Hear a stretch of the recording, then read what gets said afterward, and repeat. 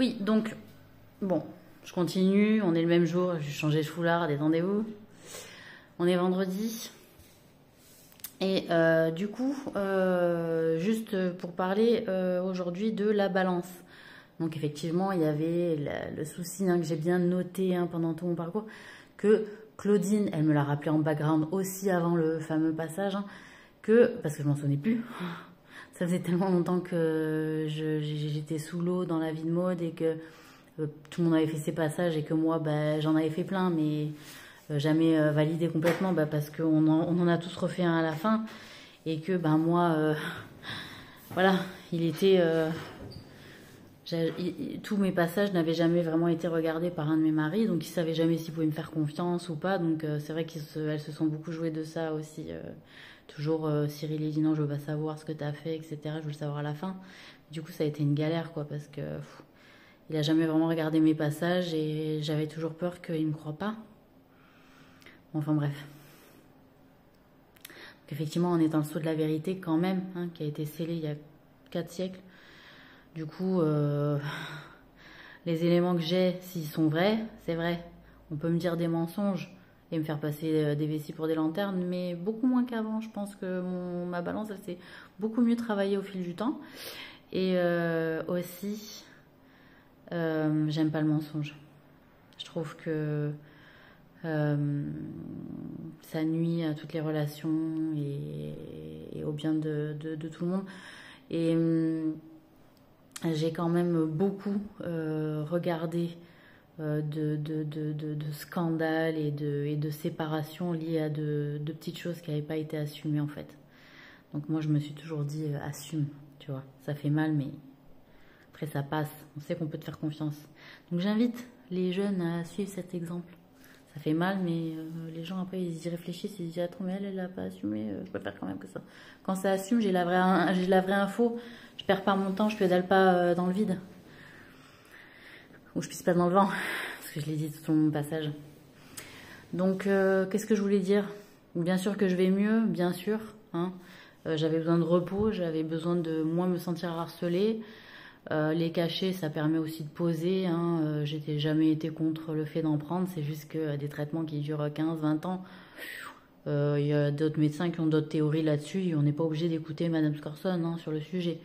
Donc voilà, surtout qu'elle prend, elle, des bails d'éternité, tu vois. Donc les gens, ils en ont marre. Ils disaient, attendez, nous, on a autre chose à foutre pour que vous donnez un cachet de temps en temps à vous.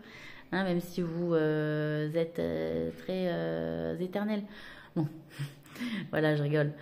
Mais, enfin, pas vraiment.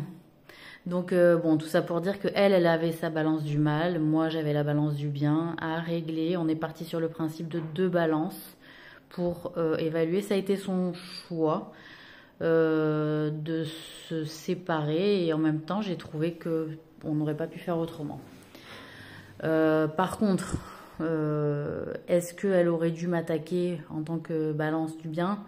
Non, en fait, ça n'a rien à voir. Faire la balance du mal et du bien, ça n'a rien à voir avec le fait d'attaquer la balance du bien. On a un travail, c'est-à-dire de peser les âmes, de peser les œuvres de chacun. Et on doit nous-mêmes avoir des œuvres qui doivent être bonnes pour pouvoir aller jusqu'à cette mission-là. Donc, c'est quand même un travail de grosse observation, de méthodicité. Et que moi, déjà, j'ai été assez perturbée quand même par juste le fait de pouvoir survivre. Il a fallu que je survive en fait, alors que je devais balancer les œuvres en fait des uns et des autres pour savoir ce qui était bien. Donc là, moi où je me dis en tant que croyante, l'expérience que m'a fait vivre Dieu par rapport à ça et à tous ces crimes qu'on a fait sur moi et tout ce mal qu'on m'a donné, c'est juste que comme j'avais une bonne facture, que j'étais quand même très naïve un peu au départ, un peu trop gentille, trop serviable, etc. On va dire que ça a réajusté un peu plus ma balance et que ça m'a permis aussi d'aller jusqu'au bout de mes gentillesses, d'aller jusqu'au bout de mes miséricordes, d'aller jusqu'au bout de mes pardons pour voir quelle était la limite, à quel moment il ne fallait plus pardonner, à quel moment il ne fallait plus être miséricordieux, à quel moment il ne fallait plus dire merci, et à quel moment il ne fallait plus être gentil, hein. Donc il fallait évidemment partir de quelqu'un de bon pour évaluer où la gentillesse doit s'arrêter, pour peser à partir de quand on est dans le mal. Hein, et que quand on est face au mal, à ce moment-là, on ne transige plus, parce que le mal est de fait du mal, et donc on n'a pas envie que les gens aient du mal, donc on met un stop au mal. Donc elle s'est dit qu'elle était le mal parce qu'elle était l'algue destructrice, et donc j'allais être forcément contre elle, et j'allais être forcément contre sa vie, alors que je connais quand même, je suis assez intelligente pour comprendre ce que peut être une algue, l'intérêt d'une algue détruite, si elle est entreposée à certains endroits, ce que ça peut impliquer. J'ai été du phosphore, hein, et le principe du phosphore, c'est de ne pas trop, comment on appelle ça, de ne pas trop bousculer en fait les algues, le plancton, etc. Parce qu'on vient se poser sur les éléments, que ce soit dans la galaxie ou dans l'eau en général, hein, de toute façon. Et qui me semble qu'on aurait été bousculé et que j'aurais écrasé en fait Claudine, du coup, de mon phosphore, une connerie comme ça. Donc, bon, du coup, ça s'est mal passé, genre tu veux me tuer, elle est partie un peu dans un délire hystérique, et je crois qu'elle m'a dit, oh, elle s'en va comme ça, elle veut me tuer, elle s'en va comme ça, elle veut me tuer. Donc c'est parti dans ce délire-là, en fait, hein. À l'époque, hein, on était, tu vois, il y a le mec Plancton, mon ex-mari, bon, voilà, c'est, voilà. Et donc ça pesait de balance, elle est partie dans une espèce de parano parce qu'elle s'est dit que je l'aimerais pas en tant que fille, etc. Moi, ce que j'ai réalisé, c'est qu'elle m'aimait pas trop en tant que mère, enfin même pas vraiment, et qu'elle avait une espèce de paranoïa aussi à me couper de ma famille, de me couper des anciens membres de ma famille, ce que j'avais découvert la dernière réunion qu'on avait fait en background, qu'on m'a mis des amnésies dessus, hein, pour que je travaille bien, parce que des fois en amnésie je travaille mieux aussi. Peut-être, en tout cas là je suis consciente depuis 2 ans et j'ai bien travaillé quand même, donc tout va bien, vous inquiétez pas. Mais ce que je veux dire, c'est que voilà, il y a quand même une volonté de me couper des autres, de me garder sous son aile, hein, malheureusement, parce qu'elle a la mentalité du noix. Et je suis quand même grandement déçue parce que, alors je sais pas ce qu'elle a fait au niveau de la balance du mal en dehors de moi, donc j'ai pas à en juger en fait. C'est juste que se mettre contre moi sous principe que je suis la balance du mal, je suis la balance du bien, alors que déjà j'étais bien dans la merde, je trouvais que c'était un peu trop pour moi, hein. Et d'ailleurs voilà, parce que du coup, au lieu de rester une balance de bien, je suis devenue la diable de l'enfer, quoi. Tellement j'ai vécu l'enfer sur Terre. Donc forcément, ma balance de bien, elle est bonne, hein, elle est juste, elle a été validée.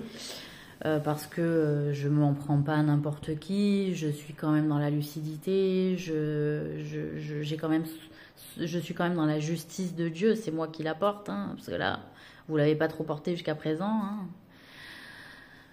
Mais sur la balance du mal qui ne se fixe pas sur une justice divine, ça commence à être compliqué, surtout quand on commence à se passionner sur le non évident.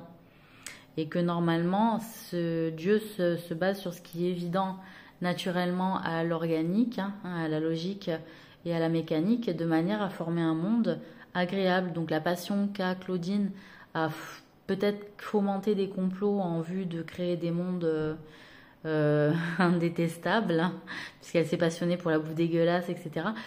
Je sais plus. Voilà, je sais pas quoi vous dire. Moi, si j'avais été une balance du mal, en tout cas, ce que je lui avais dit, mais j'arrive pas à m'en souvenir vraiment.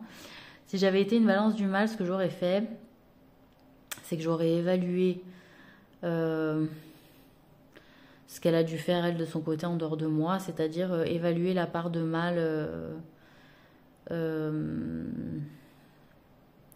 évaluer la part du mal liée aux créatures et à la création de ce monde, et voir comment cela influe sur le comportement de l'homme, de manière à comprendre si cet environnement impacte plus le mal en lui et de manière à ce qu'il le fasse plus, de manière à ce que on va dire la lecture de la balance soit plus juste. C'est-à-dire que, par exemple, voilà, quelqu'un, on va prendre un exemple tout bête, hein, de parents, famille, hein, sans parler mais on vit dans un environnement, par exemple, difficile, on a des parents difficiles et puis on fait le mal. Les blancs sont partis du principe que voilà, on a eu un père, une mère difficile et tout. Le noir, moi, que j'ai porté, en tout cas, c'est de dire, ouais, on a tous eu quand même des choses vachement difficiles. C'est aussi l'histoire du noir. On a tous eu des parents, des vies difficiles, on s'est tous fait violer, on a tous été violentés psychiquement et tout, et pourtant on a quand même décidé de faire le bien et de ne pas le faire payer aux autres. Donc, la part de balance de mal, c'est-à-dire c'est jusqu'où on accepte la part de mal pour que il soit plus facile d'excuser quelqu'un qui a fait le mal ou pas. Moi, je serais partie dans cette ligne directrice dans la lecture du mal, c'est-à-dire évaluer le dosage et la part d'influence de mal et de savoir si cette part d'influence est vraiment légitime comme excuse au mal qu'a continué de faire, de transmettre la personne, un enfant par exemple, ou si effectivement elle n'est pas légitime, et que c'est une excuse parce que la personne elle aime faire le mal, point barre. Ou un environnement, après voilà, il y a les biologistes sûrement qui se sont passionnés, il y a plein de choses.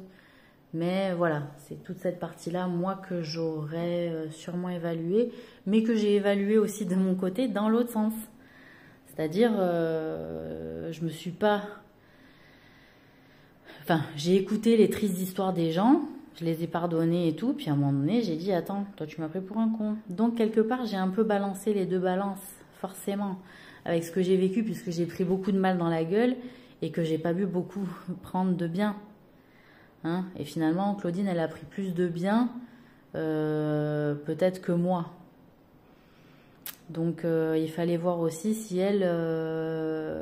vous voyez, si moi je suis une balance de bien, mais que je prends le plus le mal et que je continue à faire le bien, ma balance, elle sera plus juste. Hein, que si elle, sa balance, c'était de peser le mal et qu'elle en a rajouté du mal au lieu de rééquilibrer et en prenant le bien, c'est-à-dire...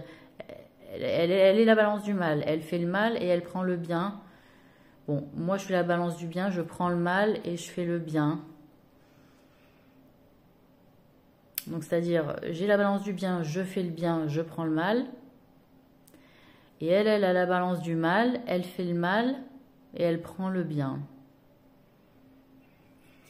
Ça colle, hein. Ça colle. Ouais. Bon, enfin...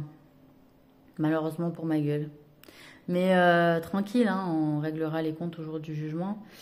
Et puis, voilà, après, va falloir qu'elle arrête de me harceler et de croire que je vais rien comprendre et que je voulais la tuer.